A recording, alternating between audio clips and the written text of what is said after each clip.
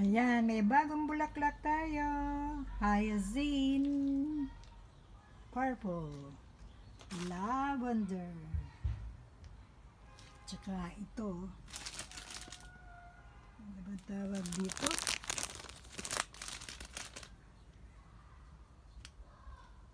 Blossfield Diana. Blossfield Diana. Ayan, mga bagong plants. Okay, magre-ready tayo ng chicken. Yan sila. Magpiprito tayo ng chicken wings. Ipapakita ko sa inyo kung paano ko iluto ang aking chicken wings. Favorite ito ng aking apo.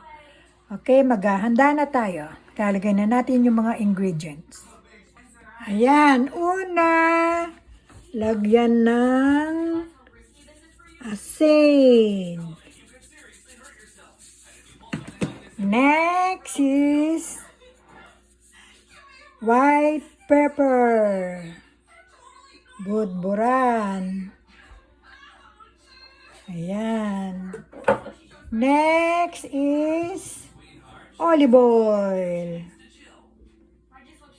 Ayun. Ngayon, laluin natin. Ganyan.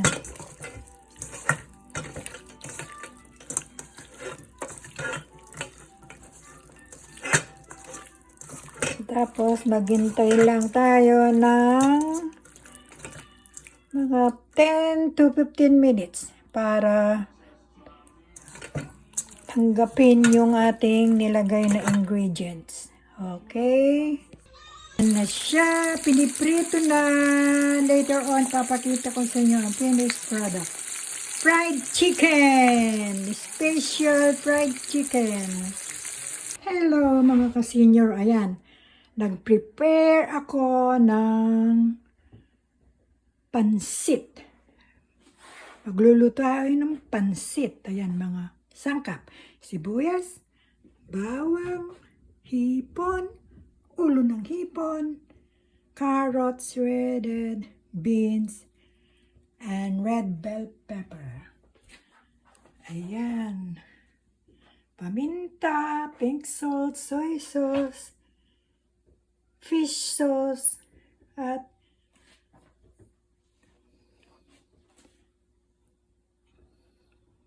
olive oil.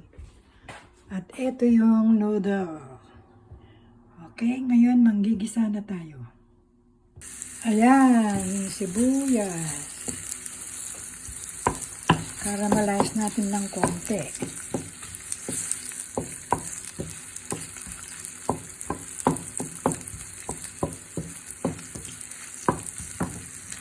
Next natin ilalagay.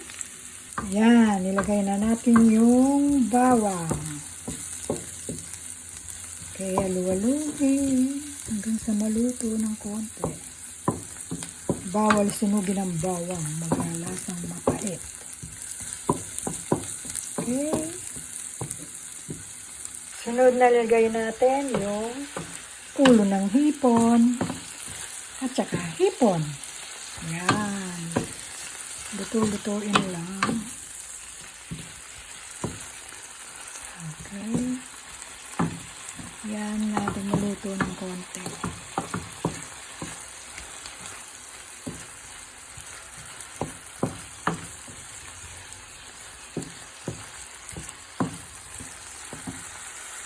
Sunod natin ilagay yung mga gulay. Palalambutin natin ito. Okay, mga ka-senior. Ayan, halu-haluhin lang.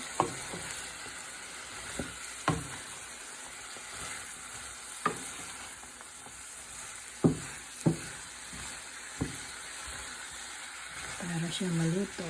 Tatakpan natin. Okay. Ngayon, nag-scramble tayo ng 3 itlog. Para sa gagawin natin kamaron rebosado sa ating mga hipon. Ayan, 3 itlog. Tapos lalagyan ng paminta. Ayan, nilagyan natin ng asin at paminta. Scramble, scramble. Scramble, scramble, scramble.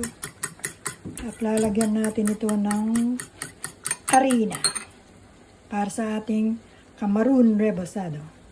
Yan ang ating harina. Scramble lang hanggang sa mag-combine yung harina sa itlog.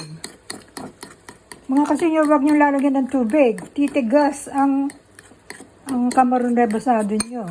Basta harina lang at itlog. And then, ilagay lang yung mga hipon. Ilagay natin maya-maya. Ayan sila. Basta alu-aluhin lang hanggang sa mag-mix sila. Ayan. Ganyan lang. Ang napakasarap nito mga kasinyo. Try nyo. Ako lang ang nag-invento nito. Okay. Na ang ating gulay. Malambot na sila. Kaya imimix ko na yung noodles. Nilagyan na natin ng toyo, patis, konti-konti lang. At saka ihahalo na natin yung bell pepper. Okay, takpan natin. No, see, ang ganda ng kulay. Ngayon, ihahalo na natin yung noodle. Ayan. Okay, konti-konti. Ayan, dahan-dahan natin paggaluin. Ayan. Oh, sarap. Ayan ang ating finished product. Pansit Kapampangan.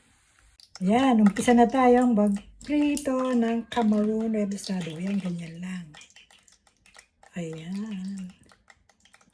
Isa-isa. Lagyan ng harina.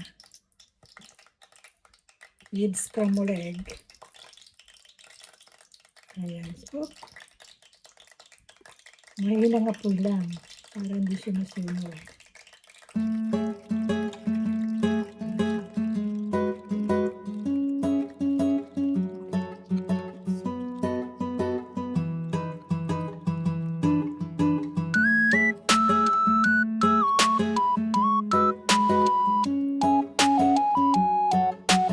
Ayan sila. Hintayin natin maprito. Ayan. Dahan-dahan lang. Para hindi sila masunog. Oh.